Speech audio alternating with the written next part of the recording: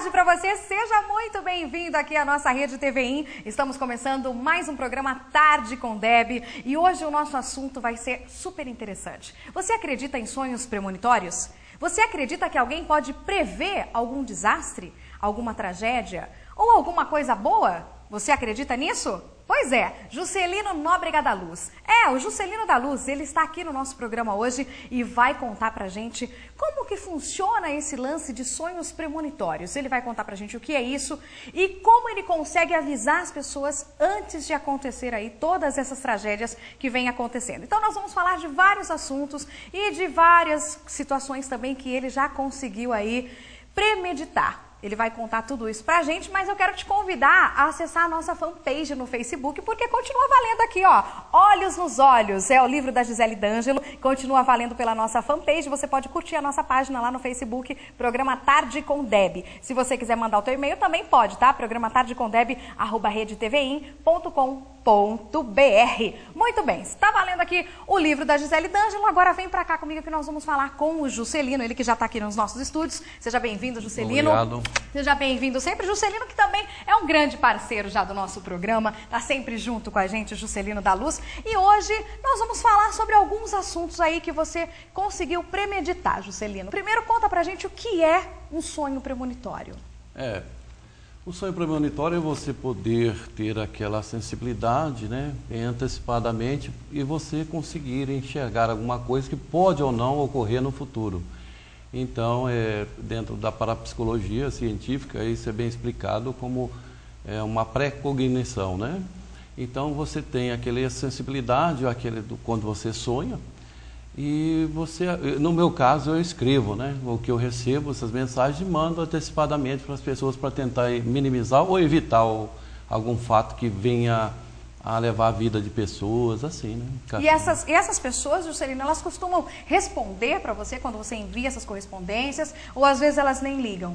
Uma boa parte sim, né? Tem pessoas que hoje já têm uma abertura maior. Antes seria um tabu quando se falava de sonhos premonitórios, mas hoje não, já está mais aberta, a ciência também já está mais avançada no assunto, e muitas pessoas já entendem, já respondem.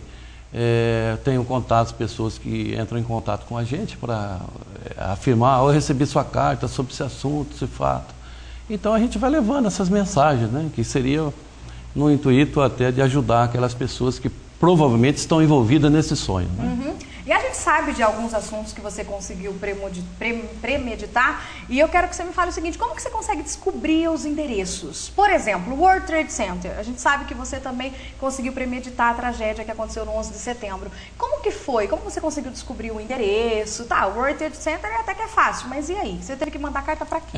Daí você recebe o processo do sonho premonitório é assim, eu entro em sono, durante 1 hora mais ou menos começa o processo, depois do sono, o sono que a gente chama de sono pesado, né? Sim. Comumente conhecido, e depois desse processo começa a surgir os sonhos. Depois vou recebendo essas mensagens, tem os insights, e acordo de manhã, ele fica arquivado no meu cérebro, aí vem uma voz, como se fosse um mentor espiritual, mas não tem relação nenhuma com filosofia ou com religião, e ouço aquela voz que me diz para onde eu devo escrever e dá o endereço correto.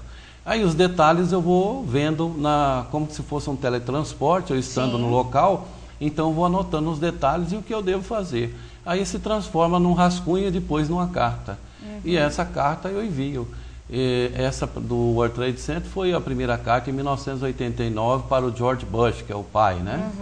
Então eu mandei para ele e nesse processo houve uma resposta, houve um interesse, depois eu continuei mandando, são 100 e poucas cartas neste caso, né? Enviadas, e até para a ONU eu mandei, inclusive teve resposta da ONU, e eu fui mandando cartas, né? Até infelizmente o fato se concretizar, né?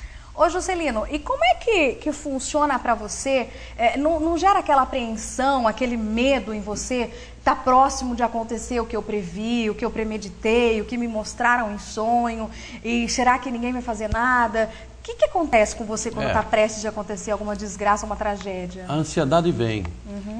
Na verdade, nós que sofremos mais até aqueles que perdem seus entes queridos, porque você, além de receber uma informação antecipada, uma informação precoce, você tem que escrever aquilo, e você vai mandar aquela mensagem.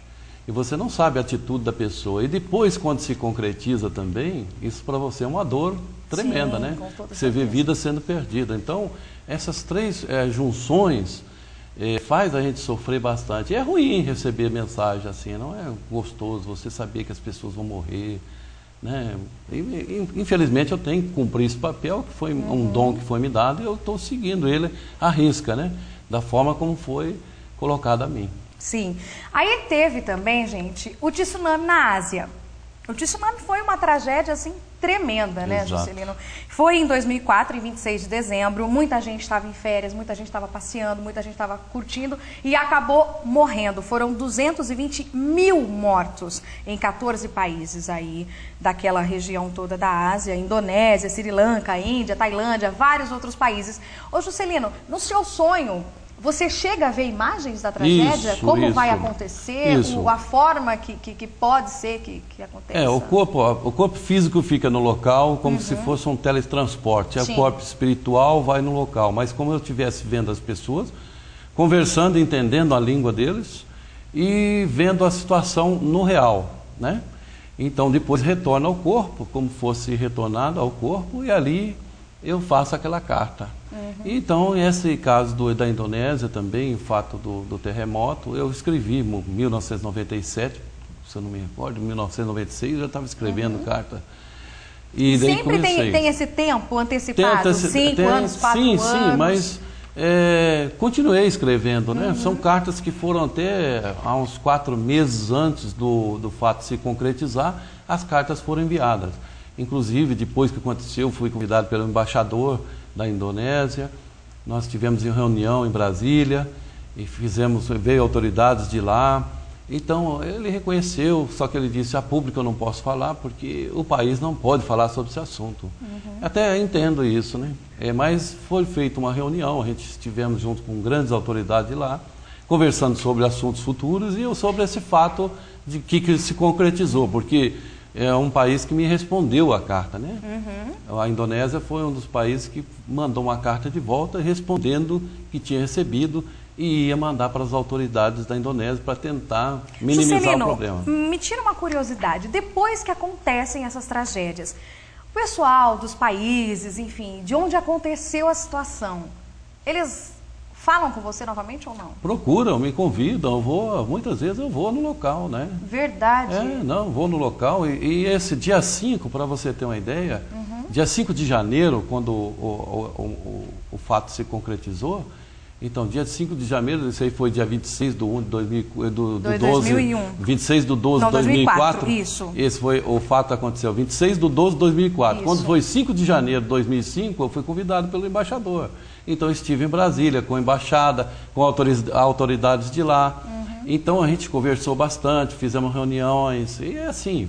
E o que eles disseram para você? Que não acreditaram no seu Não que não acreditaram, é que recebem tantas cartas e uma delas foi essa que eles responderam, disseram isso para mim, né? Que eles responderam que eles mandaram mesmo para o governo, mas eles não poderiam cobrar do governo uma atitude emergencial, mas sim relatar o fato, que é a função da embaixada, né? Ela está aqui para relatar o fato. E relataram que eu tinha visto que ia acontecer aquele tsunami 26 de dezembro de 2004. Agora, o que eles podiam fazer mais, né? Então... Eles poderiam alarmar, de repente, as pessoas para que não ficassem tão próximas? Acredito que sim, mas que naquela época, 2004, porque, na verdade, não tinha a lei da isso, natureza, né? não tem como a gente segurar, né, Juscelino? Que teria como ser evitada a 2004 tragédia? não tinha tanto essa situação que o OMO hoje está diferente, a responsabilidade bem maior dos países em levar um alarme tão rápido assim. E situações não tem como, né? Já participei de outros casos aí, eu sei como que funciona isso. E tem um deles, inclusive, eu fiz palestra no local falando sobre o terremoto. Palestra, falando, gravado, tudo bonitinho, com televisão e tudo. Infelizmente morreu mais de 20 mil pessoas. Então é assim que acontece. Você tenta levar para as pessoas o que você pode fazer, né? Talvez as autoridades pudessem aí impedir que as pessoas ficassem próximas à praia, mas as pessoas a gente nunca sabe a cabeça, né? O planeta vive numa descrença porque você vê maldade de todo lado, né? Infelizmente exatamente. É isso. Então, é difícil quando chega uma pessoa que tem seriedade naquilo que faz, é difícil das pessoas acreditarem. Então as pessoas não convivem com isso, entende? Então, vivemos um mundo materialista. Então, se você falar que vai cair um prédio, todo mundo é mais fácil de desacreditar em você do que tomar providências para, pelo menos, se não acontecer, ali o fato foi um alerta, né? Um motivo de uma situação que você pode, no futuro, evitar uma desgraça, qualquer coisa. Um treinamento, sei lá, como for. Com certeza. Daqui a pouquinho, o Juscelino vai falar sobre Michael Jackson, Mercy Nakashima, e nós vamos falar também sobre a tragédia de Santa Maria, lá no Rio Grande do Sul, que também aí foi uma das premonições de Juscelino da Luz. Você não sai daí que eu volto já. Apoio Cultural. TVI. Restaurante Copacabana. Variedade em saladas. Diversos tipos de pratos quentes. Serviço self-service por quilo. Aberto de segunda a sábado, das 11 às 15 horas. Venham saborear. Tenha um futuro promissor ingressando em uma das carreiras mais desejadas do mundo. A Sierra Bravo oferece cursos de piloto privado, simulador de voo, piloto comercial e instrutor de voo. Salas de aula multimídia com turmas no período noturno e finais de semana. Você pode trabalhar em uma grande companhia aérea ou se tornar um instrutor na própria escola. É o seu sonho decolando em até 6 meses. Matrículas abertas. Sierra Bravo, Escola de Pilotos. Aeroporto de Americana, Hangar 26. Telefone 3467-4434. Chocolate Restaurante. Cardápios diferenciados todos os dias. Sempre com uma variedade de saladas. Vários tipos de carne na churrasqueira. Garçonetes qualificadas. Atendimento VIP. Estacionamento próprio e ambiente climatizado. Venha conferir. Rua Guglielmo 44, atrás do Colégio Politécnico.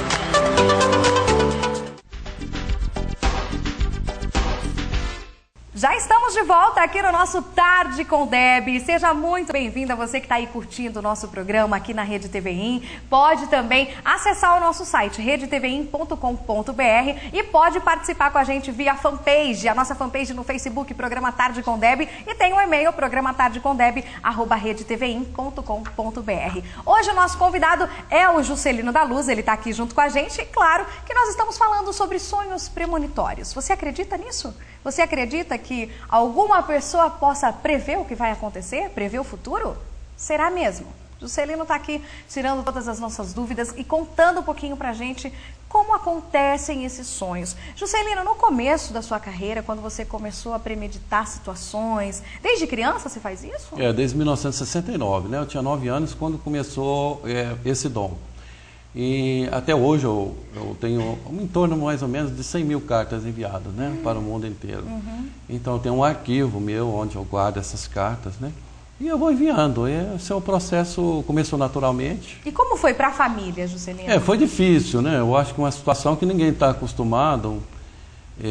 Então a gente procurou recursos. Eu acho que inicialmente mamãe e papai procurou recursos, como que é para psicólogos, psiquiatra, igrejas de várias denominações. Eles chegaram a imaginar que você seria um médium, alguma coisa desse tipo? Também, ou Chico Xavier, também. psicografava? Porque na verdade não deixa de ser uma psicografia quando você ouve a voz. Não deixa de ser, então procuramos, sim, em todos os lugares, né? Então foi uma busca, né? Na linha espiritual e na linha também do campo científico. Então tem um parapsicólogo dizer o que era para a mamãe, né? Que eu era um premonitor que tinha sonhos premonitórios. Foi isso que aconteceu, né?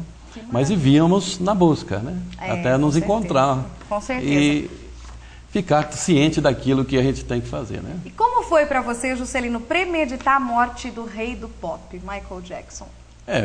Como ser humano, todos os casos são difíceis, né? Você vê uma pessoa sendo assassinada por um ato de negligência, então é difícil, né? Porque Michael Jackson, a gente imagina que foi um mito, né, Juscelino?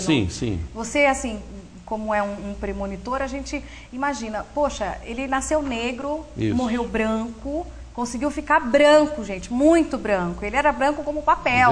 Verdade. E de repente morre assim, tudo bem, não estava no auge da carreira, mas era um grande astro da música. Sim, e como foi para você isso? Para enviar essa carta, você recebeu alguma resposta? Alguns contatos assim com a parte da produção dele, alguns contatos, mas não assim pessoalmente, né? Com o caso dele não foi pessoalmente, só teve acho que 2 que foram pessoalmente, assim, com famosos, né? Mas com o dele não foi pessoalmente, então foram contatos, enviando até alguns meses antes da morte dele, né? Que a gente, infelizmente, mandou para o Tribunal de Justiça de lá, e onde a pessoa também está sendo processado já foi condenado. Exatamente, já está preso. Então aquilo que a gente escrevia bem antes, descrevemos, é uma atitude meio incorreta da médico e outros que estão envolvidos, ainda não apareceu, mas vão aparecer. Então, foi um crime, né? Sim, com certeza. Crime contra a vida dele. Foi infelizmente, esse fato é triste, mas a gente tem que... O que a gente fez foi tentar evitar ele mudar um pouco o sistema que ele vivia. Infelizmente, ele não pôde fazer isso, por alguma razão. E pagou muito caro, porque é a própria vida, né? Com certeza, com toda certeza. A gente está falando aqui sobre sonhos premonitórios, e nós estamos falando com o Juscelino da Luz, que é professor, é palestrante e é premonitor. Juscelino faz palestras aí no Brasil todo, também dá entrevista para as grandes redes de TV. Inclusive, você estava esses dias na Sônia Abrão, né? Que eu cheguei a assistir, falando sobre a tragédia de Santa Maria. Nós vamos falar sobre isso daqui a pouquinho também. E teve um caso que ganhou grande repercussão nacional, na verdade, até internacional, da Mércia Nakashima. Isso. Aquela advogada que foi morta e foi assassinada, foi jogada com um carro, ela ainda estava viva, né, Juscelino, na represa lá de Nazaré Paulista, e ela foi morta pelo namorado, pelo ex-namorado, que era o Misael Bispo, que era um ex-policial. E como que você avisou a família dela? Através de cartas? Também são cartas, né? Foram enviadas cartas, bastante, né? Cartas, inclusive até para a Mércia mesmo, né? Tem o endereço dela, não sei onde, não lembro o endereço, mas aqui de cabeça, mas tem na carta esse endereço. E a gente mandou tentando alertá-la, mas você sabe, ela gostava desse rapaz, infelizmente, né? Que tinham alguns motivos para ela se afastar dele, né? No final, né? Então, ela quando se afastou, ele se sentiu... eu acredito que ele mais ameaçado do que ele gostava muito dela, em alguns fatos que ela sabia dele. Então, essas ameaças levou ele marcar um encontro com ela e pegar ela e levar até aquele local. Foi constatado que ela morreu, gente, afogada, não pelo tiro que ela levou no rosto. E ela não sabia nadar. Então, assim, eu imagino no seu sonho o desespero, de repente, de você ver a pessoa morrendo afogada sem saber nadar. Exatamente. Como que é para você no sonho isso? É terrível, né? Você está porque aí você não vai poder... você convive aquele momento com aquela pessoa, aquela angústia, aquela tentativa de se salvar e não conseguir. Porque no sonho você está no local. Exatamente. Então, você convive aquele tudo com a pessoa, entendeu? E é difícil. As pessoas que estão do outro lado da tela, eles não entendem essa dor que a gente sente, né? Sim. Eles acham que isso aí é uma coisa que... para aparecer, para coisa... Não é nada disso. Na verdade, você faz como um papel social até, né? E um papel crístico também dentro da espiritualidade, que é você preservar as vidas. Esse é nosso intuito, o nosso trabalho é esse. E a gente, desde o começo, mandamos para a polícia que o nome da pessoa que era os dois, né? Foi o Misael e foi também o vigilante, o Evandro Bezerra. O Evandro é o motorista e o Misael é o grande... prepositor deste fato, né? Tudo isso. Não, ele mesmo, ele bolou tudo, arrumou a pessoa, tudo ele bonitinho. Sabia que ela não sabia nadar? Sabia de tudo, o local onde ele frequentava, né?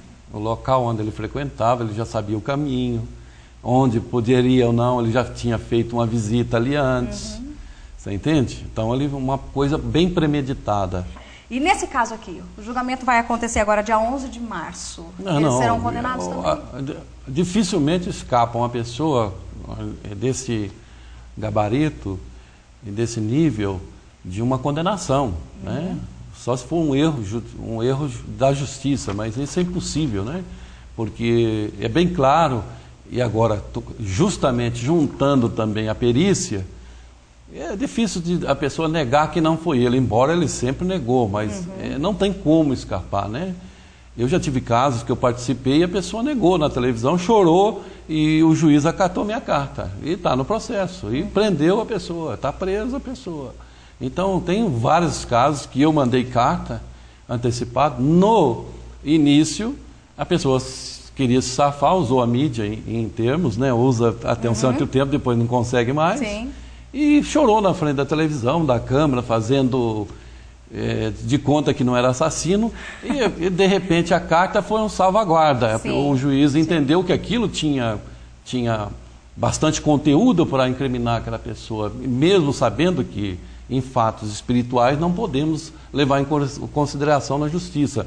Mas a razão pelo fato da carta estar antecedendo ao fato e o conteúdo ter recebido, a justiça ter recebido antes, sim, então ela pode considerar sim, né? E em casos desse tipo. Então a justiça pode considerar que o conteúdo é valioso e pode também mandar prender. E eu acho que, de repente, assim, por mais que você pode pensar, isso não vai acontecer, mas acho que a gente tem que ficar com o pezinho atrás. Claro, tem que ficar pensando, porque a gente não sabe. O minuto seguinte, a Deus pertence, é só Ele que sabe. E se for acontecer, e se não for, muito bem. Se for, a gente já tem que estar precavido. É verdade. Para não poder errar, né? Nem sempre vai acontecer, lógico, né? Eu não quero nem me comparar a Deus. Deus é supremo e sim, todo mundo sabe certeza disso. A carta é enviada justamente para evitar.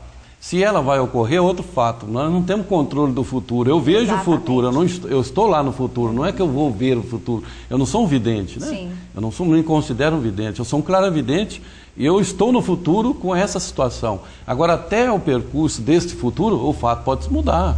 Já aconteceu várias vezes de mudar. Eu não tenho esse controle. Mas o índice de que concretizam é muito alto, 70% em torno se concretizam. Então, quer dizer, existe um valor nisso. Então, se há um valor, a gente tem que considerar. É lógico que no meio desses todos os itens, tem pessoas que usufruem de outros meios para ficar rico ilicitamente. Então, as pessoas confundem, né? É preciso se inteirar mais o histórico daquele que faz o trabalho para eles entenderem. Eu não uso isso como fins lucrativos. Nunca usei. Eu tenho meu trabalho, né? Onde eu trabalho, sim, eu tenho meu sustento, eu não uso isso. E a gente sabe que o Juscelino premeditou muitos outros casos, mamonas assassinas, políticos, enfim, a gente sabe de muitos outros casos, inclusive no site do Juscelino também tem tudo lá. Em quantas línguas o seu site está disponível, Juscelino? Hoje é em torno de 6 línguas, mais ou menos. Japonês, chinês, isso, né? Indonésio, inglês, alemão, tem muitas, em todas as línguas lá está disponível. Que a gente tem livro publicado também no exterior, sim, tenho 9 livros no Japão, são 2 na China, estamos lançando o 3º, no total de 21 livros publicados. Que maravilha, no site também tem os livros. E agora vamos falar da tragédia aqui no Brasil, em Santa Maria, que morreram aí mais de 235 mortos, 238, enfim, mais de 230 mortos. E eu vi no seu site, tem a carta lá também no site, que você enviou uma carta para os diretores da Boate Kiss. Isso. Que você enviou também para o governo do estado. E governo do estado, sim, não mandamos para a Defesa Civil, sim, em 2011, depois a gente retornou para os donos da Boate Kiss. E depois a gente retornou para a Defesa Civil da Prefeitura. Você teve alguma resposta, Juscelino? Nenhum deles. Nem da Defesa Civil, nem da Boate? O que a gente tem em mãos é o AR assinado por alguém que recebeu lá a carta. Porque quando nós mandamos 2 fatos juntos. Primeiro, de 2011, Defesa Civil, que é um fato de uma barreira que poderia desabar e inundar várias cidades, que isso ainda pode ocorrer, e esse fato da Boate Kiss, que a gente mandou um anexo junto e dizendo na mesma carta. Infelizmente, o fato se concretizou. Mas aí depois a gente repetiu a carta para os donos, que acho que foi em janeiro, se eu não me lembro, não falo a memória. Mandamos para o dono da boate em janeiro, e 2012, e mandamos em dezembro, um mês atrás, agora completou 2 meses quase, para a Prefeitura de Santa Maria, para a Defesa Civil, não para o prefeito, né? Vamos deixar bem claro, não foi para o prefeito, foi para a Defesa Civil. Sim. Hoje em dia a gente vê que está acontecendo muitas tragédias com mortes coletivas, né, Juscelino? A gente sabe que o planeta, que a Terra está passando por uma transição de mundo de provas e expiações para regeneração. O que é isso? A atmosfera do planeta está mudando, né? A energia do planeta está mudando. Está mudando bastante. Esses desencarnes coletivos, tem alguma coisa a ver com essa energia, com essa Eu acredito mudança? que sim, em termos, porque o planeta está numa fase negativa, né? Energias negativas, e está aumentando. Você vê que a violência, o desrespeito, essas coisas se aplicam a energias, né? Acúmulo de energias em volta do planeta. Isso acaba criando essas mudanças e levando a essas mortes coletivas. Se não existisse aquela espuma do acústico na boate, que foi aquela espuma, na verdade, com a fumaça que aquilo causou, que mataram os jovens, os mais de 230 jovens. Porque aquele material era um material tóxico. Sim, sem sombra de dúvida. Automaticamente pegou fogo, a fumaça matou todo mundo asfixiado, principalmente a maioria dos casos lá, porque foram poucas as pessoas que morreram por queimadura. Se não existisse aquela espuma acústica, Juscelino, esses jovens aí poderiam estar vivos? Poderiam. Eu acredito até, não julgando, não sou para julgar injustamente, eu não tenho o poder de condenar ninguém e prejulgar ninguém. Sim. Mas existe um erro coletivo, primeiro partindo da fiscalização da prefeitura, que deveria fiscalizar direito. Segundo, o erro é do grupo, porque o grupo que apresentou sabe do problema, que poderia facilmente, dentro de um salão fechado, pegar fogo, é um deles. E uma responsabilidade um pouco maior é do dono da boate, por saber que aquele produto, aquelas espumas, eram produtos tóxicos que pegavam fogo fácil, e deixar ainda, falta de grande responsabilidade da parte dele, deixar ainda alguém apresentar pirotécnico dentro do próprio salão com excesso de pessoas, quer dizer, são jovens, 1.000 pessoas, o sustento daquele salão tinha mais de 1.500, um pouco mais ainda, dentro de um salão que não teria condições de funcionar dessa forma. Pensar no lucro se esquece nas vidas. Então também a responsabilidade maior é do dono do salão, dos 2 diretores, porque eles deveriam impedir isso, por questões até de ética e até de responsabilidade jurídica, porque eles sabem do problema. Mas às vezes o dinheiro... né? Fala mais alto, infelizmente. E como fala mais alto também o nosso tempo, né? O tempo urge, nós estamos terminando aqui o nosso programa. Já passou rapidinho essa tarde, né? Quero agradecer aí a sua audiência, Juscelino, quero agradecer imensamente a sua presença no nosso programa. Seja bem-vindo sempre. Obrigado. Eu que agradeço a todos vocês, ao público também daqui. Americana, cidade muito bonita, eu gosto Quando quiser, pode aparecer, né? Quando tiver livros novos, manda pra gente. A cidade de vizinhos também são muito amáveis. Eu agradeço essa oportunidade de dar a gente a oportunidade para poder explicar um pouquinho sobre a premonição. Conte com a gente. E você, um beijo. Muito obrigada pelo seu carinho, muito obrigada pela sua audiência. O nosso encontro está marcado amanhã, às 2 da tarde, aqui na TVI. Tchau.